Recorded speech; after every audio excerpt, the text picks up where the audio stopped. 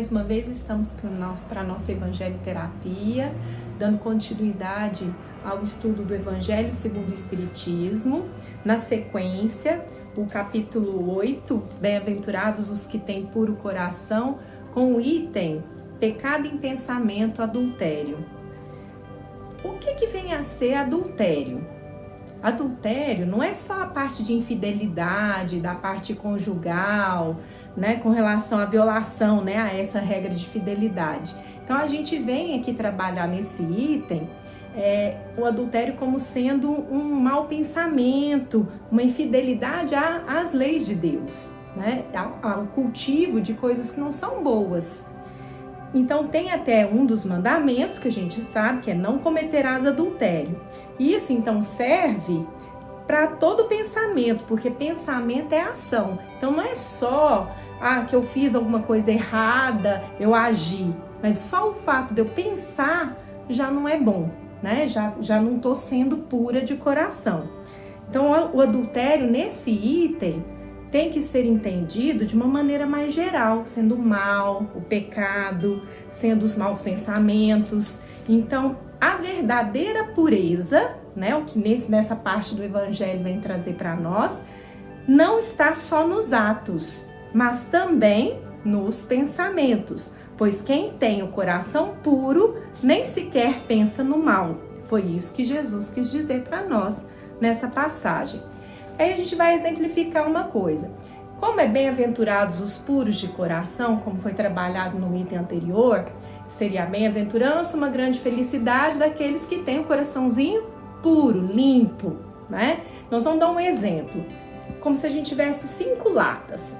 Essas 5 latas seriam os nossos corações. Uma lata, ela vai estar cheia de lixo. Então, todas as latas são desenhadas igualmente. Então, ali, bonitinhas, perfeitinhas, todas iguais. Mas dentro delas vão ter coisas diferentes. Por exemplo, a primeira lata tem lixo. Na hora que a gente chega lá dentro, a capa dela tá linda, maravilhosa. Mas o cheiro, a sujeira, tá grande ali dentro dessa lata. O que seria com relação ao nosso coração? Seriam as coisas, por exemplo, as músicas com letras esquisitas, as bobagens, as besteiras da palavra, considerando o adultério, considerando a infidelidade às leis de Deus, no uso da nossa língua, por exemplo, né? A segunda lata, quando olha lá dentro da lata, pimenta. Pimenta arde, pimenta não é uma coisa gostosa, que é picante. Então, o que a gente poderia trabalhar aí? Que seriam as fofocas, seriam as falas pelas costas, né? Então, quer dizer, essa segunda lata, esse segundo coração, tá cheio de pimenta, tá cheio de coisas picantes, ardentes, que são as fofocas, que são as coisas ruins. A terceira lata, também é igualzinha, a primeira e a segunda. Só que lá dentro dela, cebola. Cebola faz o quê?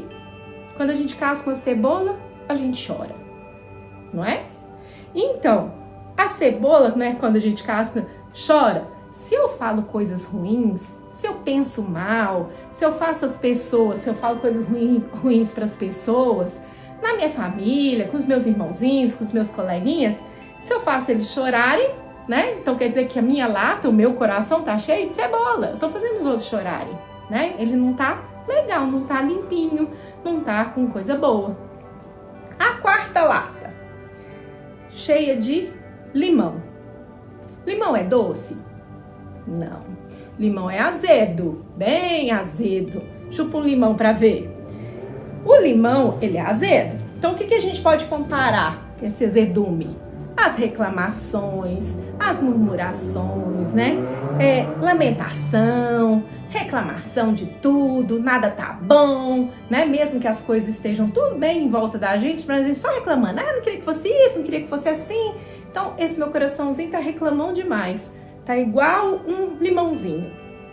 E a segunda lata? A quinta lata, desculpe. Cheio de...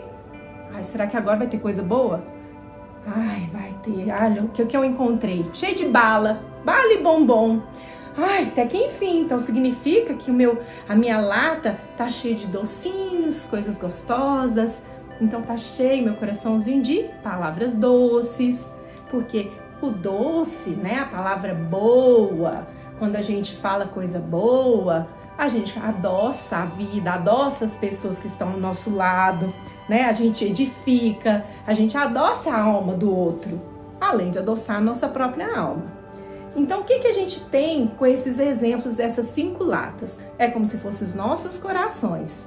E a gente, para poder não ter mau pensamento, não ser uma pessoa que comete um adultério com relação às leis divinas, a gente precisa ser bom, ter o nosso coração purificado. Então a gente precisa que o nosso coração, as nossas latinhas, estejam bem limpinhas, puras, doces, e não fazer essas coisas ruins. Então é por aí que a gente entende o que quis Jesus nos ensinar nesse momento de não cometer o adultério, dessa maneira geral, da gente não ter mau pensamento, da gente cultivar no nosso coraçãozinho coisas boas. Porque quem que pôs alguma coisa dentro das latas? Não fui eu que pus cada coisa dentro da sua lata? Então a mesma coisa é com a gente.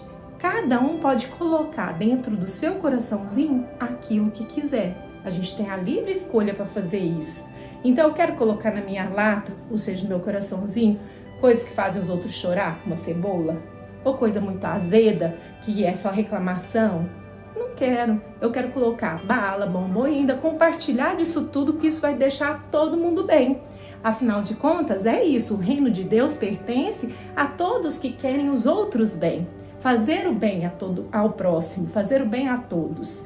Então esse item do Evangelho vem nos trazer isso, essa lembrança de que só o coração puro que vai ser bem-aventurado, né? Só aqueles que se assemelham, né, a quem tem um coração puro, igual as crianças, é que poderão alcançar o reino de Deus, ou seja, poderão ter a verdadeira felicidade. Então eu queria agora agradecer que todos, né, pudessem estar participando desse momento e que pensem nisso. Vamos colocar na nossa latinha aquilo que é bom. Muito obrigada, até a próxima.